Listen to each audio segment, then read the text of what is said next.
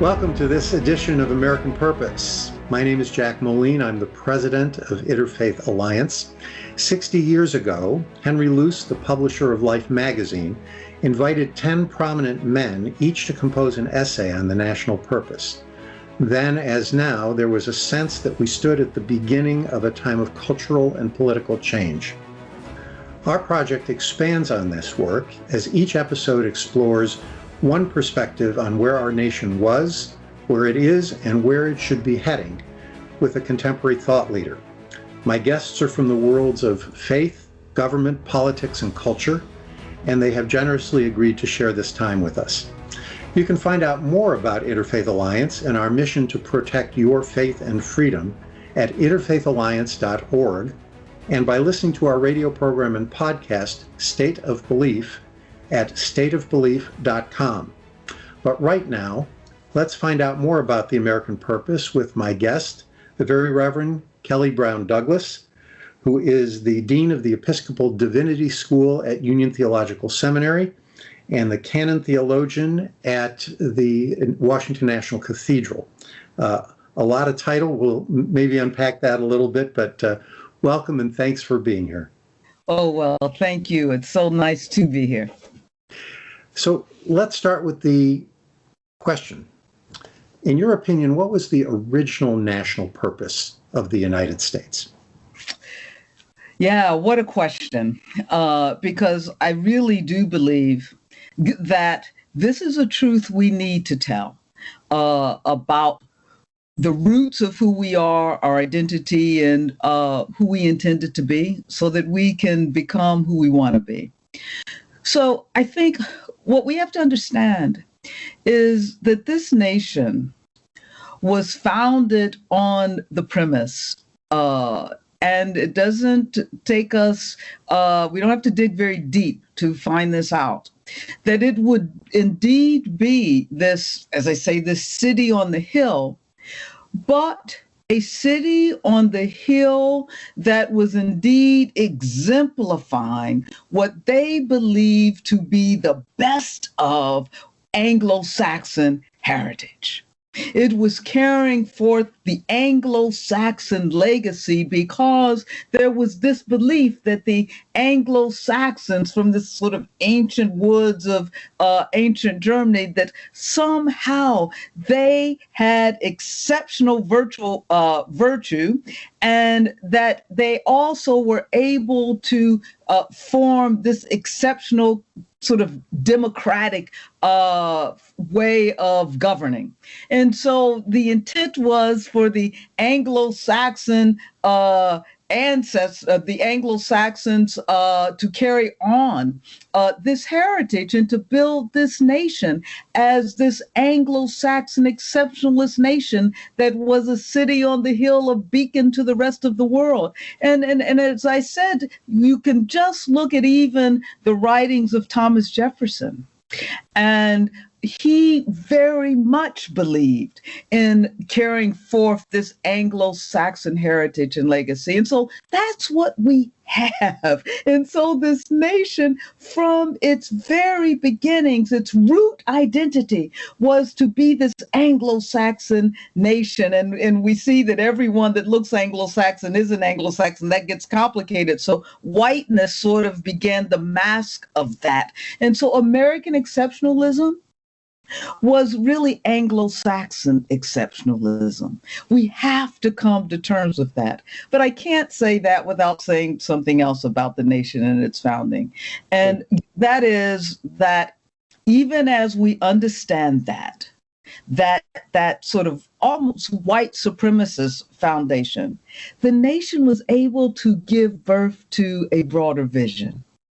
And that's the vision, right, that we see in the Declaration of Independence, a nation that the inalienable rights of life, liberty, and the pursuit of happiness will be protected, and that all people have those rights and have the right to pursue life, liberty, and happiness. Now, you know, of course, there was a limited imagination of who those people were, right? But the fact of the matter is that the nation was able to give birth to that vision, fleeting as it may be. And so that to me is these are the sort of warring sides of who this nation is. And so we have to decide what we're going to live into, that foundation or that vision. So when you see this phrase from the Declaration, all men are created equal, are you understanding that those two words, all men, were understood very narrowly, but came to mean more than that? Or they were well-intentioned, but because of perhaps unconscious or conscious bias, they wound up being applied very narrowly? I think they were intended narrowly, and they've come to mean more than that. And so, and that's, and we now are investing it with wider meaning, as we should. And so they meant all men, and they also had an understanding of who those men were. And so we're talking about a white gentry class, if you will, but we're definitely talking about white people. And so they intended that. I think that what's the unconscious or unwitting thing is that that was stated in such a way that we can broaden that vision. And so that we can go back and we can say, look, what we mean here are all human beings, because they did speak of inalienable rights, right? These are rights given not by a nation. These are rights given by some other sacred construct. And so I think that notion of inalienable rights, they meant divine rights. And if we look at that, then we can begin to think about the fact of that these men mean that all creations, all human creation is sacred and are endowed, not by society, endowed by this divine presence of which they were pointing to, of these certain inalienable rights. But yeah, I think they intended it for it to be narrow, and we can see within the Declaration of Independence itself the contradictions within it that suggest that, because at the same time that Thomas Jefferson gave voice to that vision, he also had very discriminatory things, if you will, to say about Native Americans right in the Declaration itself. And of course, we know that by the time the Constitution comes together, they're very clear of who the Constitution is intended for and who it is not intended for. So having said all of that, what do you believe is or ought to be the American purpose going forward? Yeah, I think the American purpose going forward should indeed be to expand the moral imaginary so that we live into that vision of our better angels, and indeed become a reflection of indeed this sacred creation that they unwittingly pointed to, so that in fact, it can be the case that all persons can have equal and equitable opportunity to live into the fullness of whomever they were created to be. That vision that they unwittingly gave voice to, I think should be the vision that we indeed intentionally try to live into and to expand. And so we need a new moral imaginary of what a just society looks like. That's a great phrase, moral imaginary. I'll be stealing it liberally. So our society rests on foundational values. Some of them are admirable and others not so much. We've talked a little bit about this. What are one or two of the values that we hold as Americans that are worth doubling down on? Yeah, I think, and doubling down on and lifting up. I think that we need to, let's stick in the Declaration for a moment. I think that we need to double down on the value that everyone is sacred. And that's the implication in that small little vision there. And that everyone has the right to pursue life, liberty, and happiness. We need to double down on that. And how do we do that? I think that we began by asking ourselves, and it's where I often like to begin as I just sort of try to move through life and make decisions, these social, political kind of decisions that we're all called to. And I ask myself, I don't want to withhold from another that which I would not want withheld from myself. And if we start there and say, do you want health care? People say, well, yeah. Then don't withhold it from another. Do you want a decent home to live in? Who's going to say no? Right. Say, yes, then don't withhold it from another. Do you want to be able to pursue your dreams? Say yes, then don't withhold it from another. So if we start there, then we say, how do we create a society where indeed we are not withholding from anybody that which we don't want withheld from ourselves? And so perhaps what we're saying is that we double down on this value that we call justice, that we talk about all the time. What does a just democracy look like? And in order to understand what a just democracy looks like, we have to begin by listening to those people who have lived on the underside of justice in this nation. Wow. So those are good things to lift up, to reemphasize. There have to be some foundational values in our country that are holding us back from necessary progress. Can you talk about one or two of those?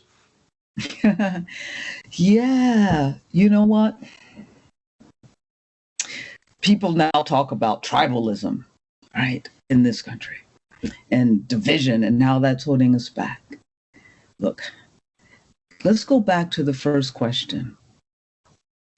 I think what's holding us back in this country is that we've never been honest about who we are and what this country intended to be and what has been baked into the systems and structures of this country. And so the value, quote unquote, that's holding us back is the primacy of whiteness, how we have valued whiteness in this country. And we have.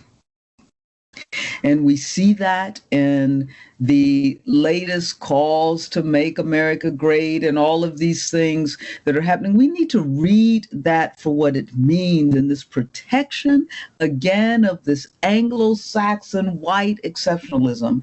And we value whiteness. And what we see going on in this country is everyone knows that the minority will be the majority in this country.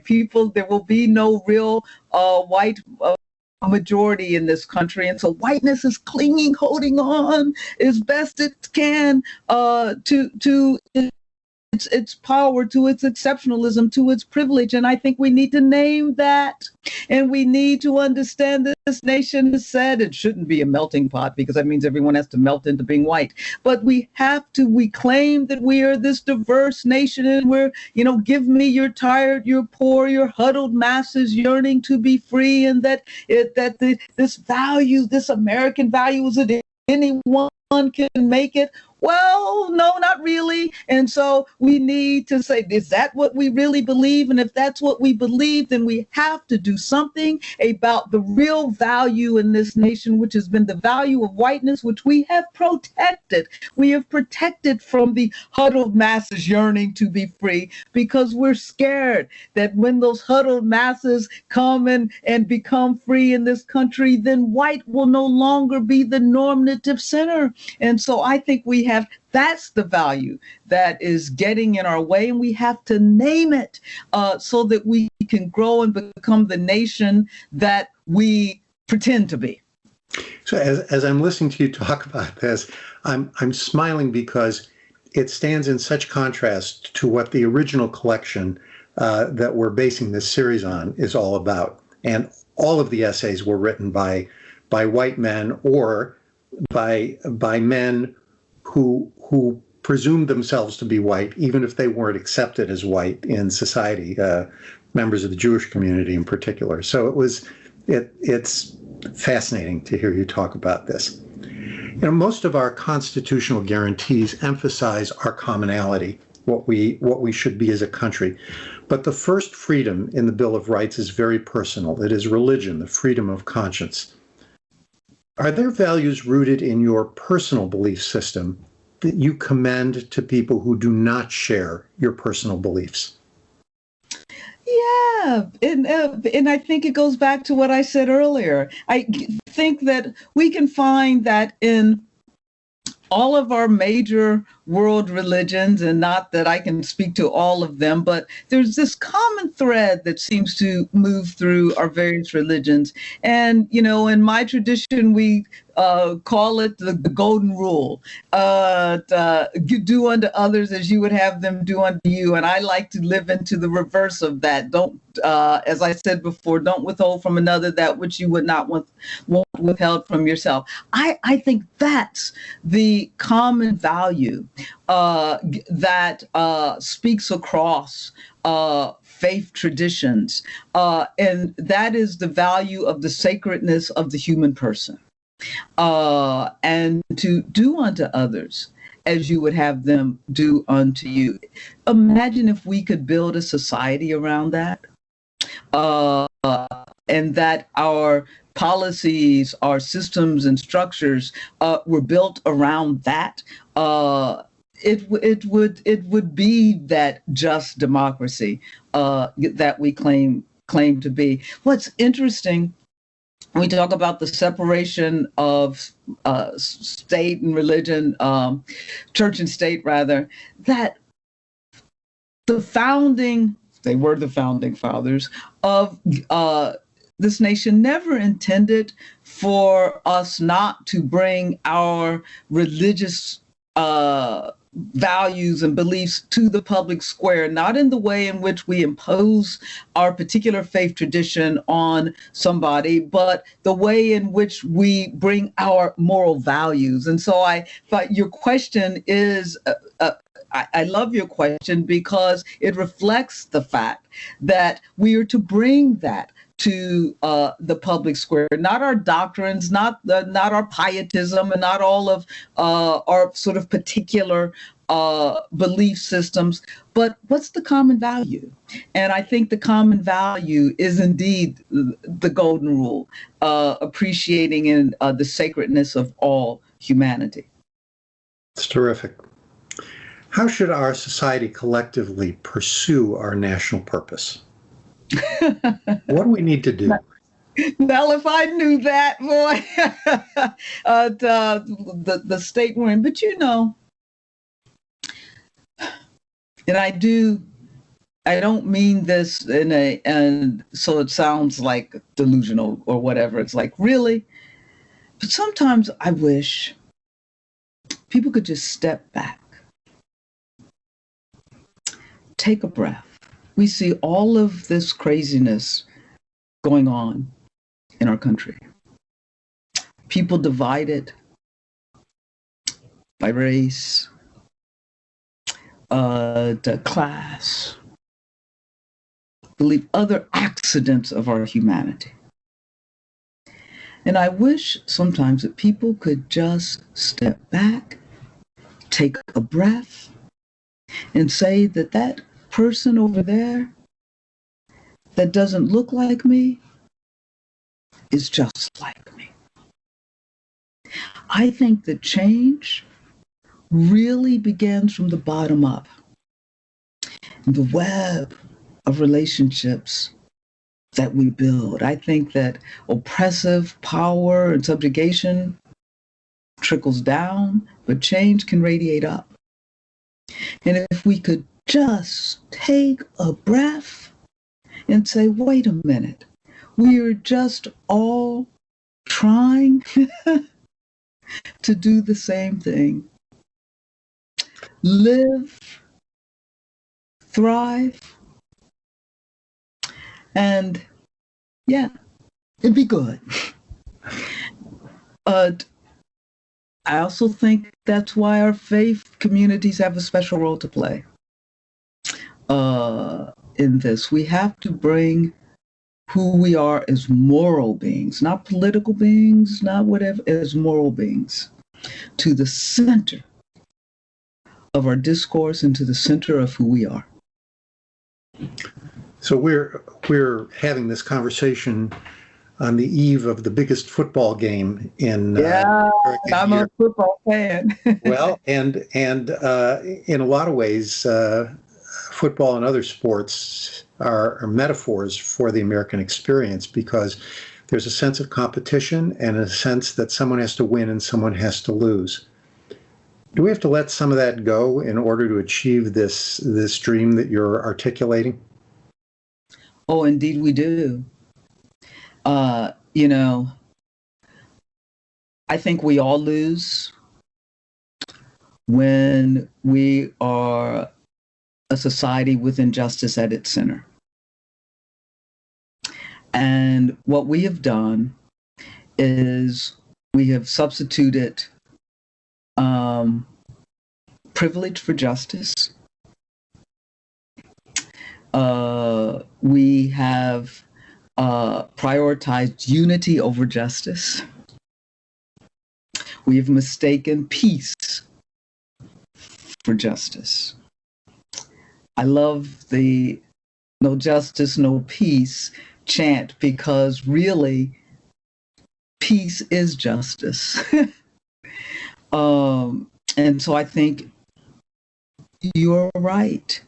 The competitive spirit of who we are, but that has occurred because we're fighting over resources and who can get what. When we really, isn't it a shame that people don't have clean water to drink when there's more than enough water to go around? Mm-hmm. Isn't it a shame that people don't have enough food to eat when there's more than enough food to go around? We are fighting over resources. That's that competitive spirit. And so, yeah, I think you're right that in some respects it does become a metaphor for who we are and the divisions of who we are. Can we not see the commonality even in that sport, that we're all coming together loving the same thing instead of coming together in our sort of separate ends of the field, if you will. I think there are some positive things we can take out of sports, and then there's some negative things that it suggests about our culture and about who we are as a people. So what role does the individual play in pursuing our national purpose? You talked about things changing from the bottom up. What should people themselves be doing to advance our national purpose? Be better. Be better people. Oh my goodness. It's just, I tell you, we talk about, say, as a Black person navigating this world and this society, and some of the things, people call them microaggressions, but they're only microaggressions to the people who aggress. They aren't microaggressions to the people upon whom they are, who are the targets of them. And, I go through life and I tell you, people say and do the darndest things. And and because I'm blessed with ebony grace. And I just, sometimes I just want to look at them and say, you know what? Just be better. Did you really need to do that to make yourself feel better? What's that all about? So I really think if every day people would just decide to live into the best of who they can be and see everybody else as human beings, we might get a little bit further along. But I think that requires some self-reflection, and that requires every day to step out of your house and say, you know what? Whatever those biases and prejudices and privileges that have shaped society and shaped me, I'm gonna empty myself of them. Every day you got to say that. And I'm going to go out and I'm going to be the human being that I was created to be. Now, you got to do that every day. You got to be conscious about it. And some people have to, it's harder for some people than others. I mean, white people have to every day go out and say, I'm not going to live into the privilege of being white. And you got to think about that. And we're going to fall off. You're going to make a mistake and you're going to do something and regret that you did it. Or you're going to say, oh my gosh, I can't believe that I reacted to that person that way. That's okay. Just get back on the wagon the next day. And so I think that we as individuals, we create the society we live in.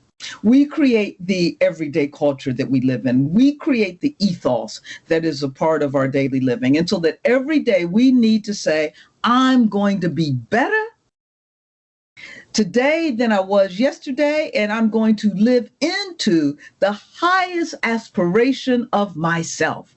If we want this nation to live into the highest aspiration of itself, we have to live into the highest aspirations we have of ourselves. That's probably both the most necessary and the hardest assignment you could possibly give anybody. That's right, for all of us. So the last question I want to ask you is likely the hardest. Are you optimistic about America's future? I have to be, don't I? But yes, I am. Tell me about that. Well, I've told this story before, and because it is the story that guides me and that I live by, and it's why I remain optimistic about America's future. My great-grandmother, whom we called Mama Mary, was born into slavery. She died maybe when I was 6 or 7.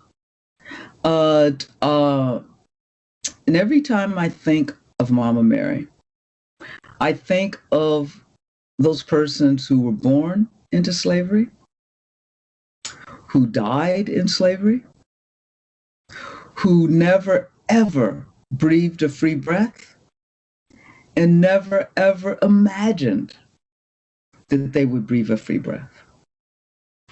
Yet, they fought for freedom anyhow. They fought for freedom they knew they would absolutely never see, but they knew would in fact be, because they believed in the freedom that was the justice of God. And they knew that as long as that sort of arc bent toward the justice that was God's, their people would one day be free, and this nation would be a place that would allow their people to be free. Because of them, I'm sitting here talking to you. And so I carry forth that legacy. I believe in that dream. And I believe that the moral arc of the universe does indeed bend toward justice. May be long, but it bends there. And that sometimes that justice bends back down toward our earth. Our call is simply to get on the daggone arc And that's what my forebears did. And as long as we do that, yes, I have hope for this nation.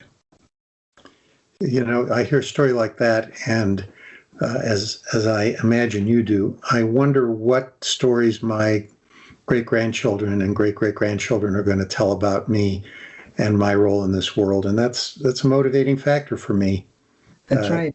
Though I live a life of blessing compared to my ancestors and certainly to yours, I'd like them not to just say about me, oh, he had a big house. Well, you know what? I agree. I agree that, I think that we all have rent to pay for living on this earth. And we begin to pay that rent when we get on the ark that bends toward justice. And I can't change the world, but I can get on the ark and hope that my children and grandchildren and great-grandchildren, God willing, will be able to at least say, that's the story I want to carry on. There you go.